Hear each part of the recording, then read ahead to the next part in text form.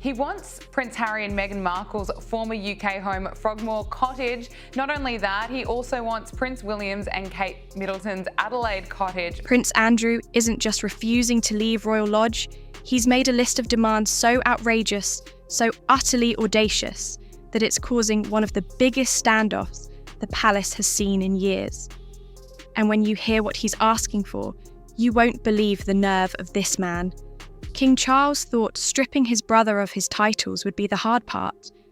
But getting him out of that mansion, that's turning into the king's biggest nightmare. Before we dive into Andrew's outrageous demands, make sure you're subscribed to Royal Family Daily. We bring you the latest palace drama you won't find anywhere else. Hit that subscribe button and turn on notifications so you never miss an update. So, what exactly is Andrew demanding?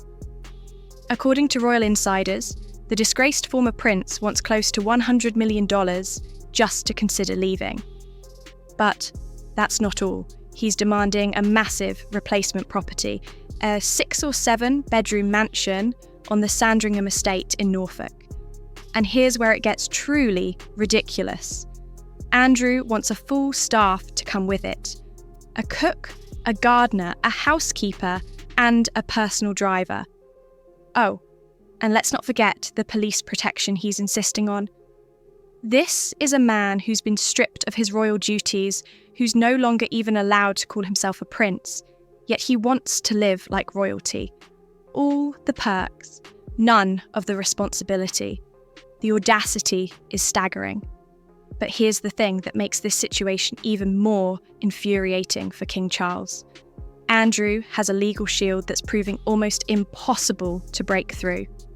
Back in 2003, when the Royal Lodge became available after the Queen Mother passed away, Andrew snapped up the lease for just £1.3 million.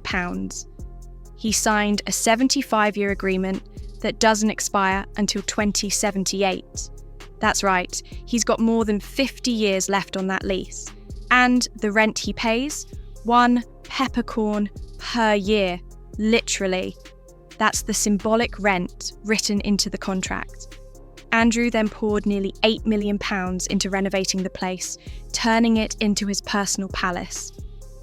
And now that lease has serious legal force behind it. The Crown can't just evict him without facing a massive legal battle and potentially paying him astronomical compensation. Andrew knows this, and he's using it as leverage. The negotiations to get him out are moving at a snail's pace. Sources close to the situation say talks are crawling, barely making any progress at all. One insider joked that Andrew is practically supergluing himself to the furniture at this point. He might hang on for months, maybe even longer. And why wouldn't he? The Royal Lodge sits on 90 acres of prime Windsor real estate. If this property were on the open market today, it would be worth an absolute fortune. That makes any buyout package a colossal headache for the palace. Andrew is sitting on a goldmine, and he knows it.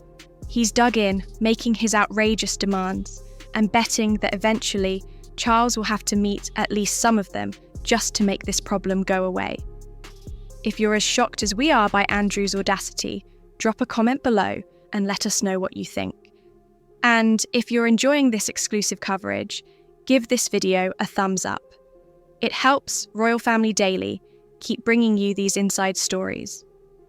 So why is King Charles so desperate to get Andrew out? It's not just about optics, though those certainly matter.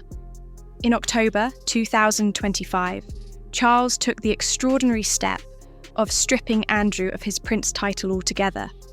Now he's formally known as Andrew Mountbatten Windsor. No prince, no duke, nothing. This came after renewed attention on the Jeffrey Epstein scandal and mounting public pressure. Reports suggest Charles has bigger plans for the Royal Lodge. Some insiders claim he wants it as a potential residence for Queen Camilla if anything were to happen to him. Others say it's part of his broader vision to streamline the monarchy, cut costs, and distance the family from scandal. Whatever the reason, Charles wants his brother out, and he wants him out now. But there's a dark shadow hanging over all of this, and it's one that won't go away no matter how much Andrew tries to ignore it. The Epstein connection. Virginia Giuffre, who accused Andrew of abusing her when she was just 17 years old, tragically took her own life in April 2025. The woman who bravely spoke out against one of the most powerful men in Britain is gone. And yet, the questions remain. Recently released emails show that Jeffrey Epstein himself confirmed the authenticity of that infamous photograph, the one showing Andrew with his arm around a young Giuffre. Andrew settled with Giuffre back in 2022 for an undisclosed amount, though he's maintained he denies all allegations. But settling doesn't make the stain go away. US congressional Democrats are now calling for Andrew to testify about his connections to Epstein. The pressure isn't easing up. If anything, it's intensifying. Meanwhile, life at Royal Lodge continues as if nothing has changed. Sources say that behind those gates, Andrew is living in complete denial. The property itself is reportedly in a shocking state. Peeling paint, urgent repairs needed, even mould in some areas. Estimates suggest it needs upwards of £250,000 in maintenance work. And who's doing the gardening these days? Andrew himself, according to reports. The man who once had everything is now pushing a lawnmower around his crumbling estate, stubbornly refusing to accept reality.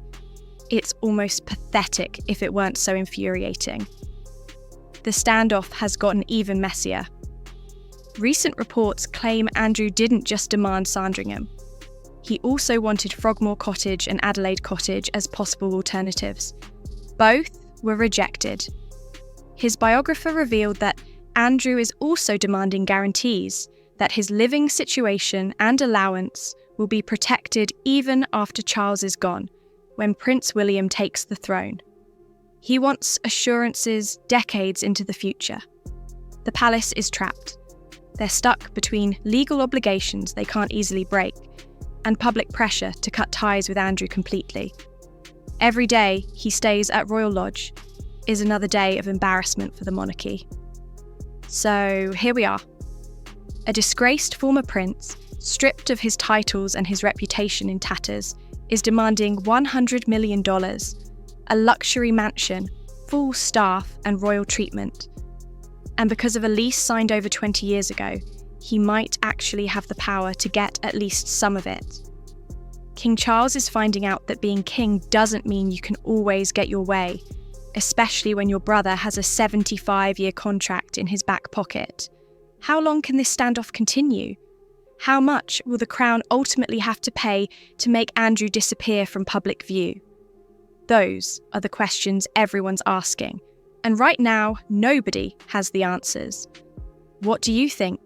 Should Andrew get a single penny, or should he be left with nothing? Share your thoughts in the comments. And don't forget to subscribe to Royal Family Daily for more exclusive royal coverage. We've got more shocking stories coming your way, so stay tuned.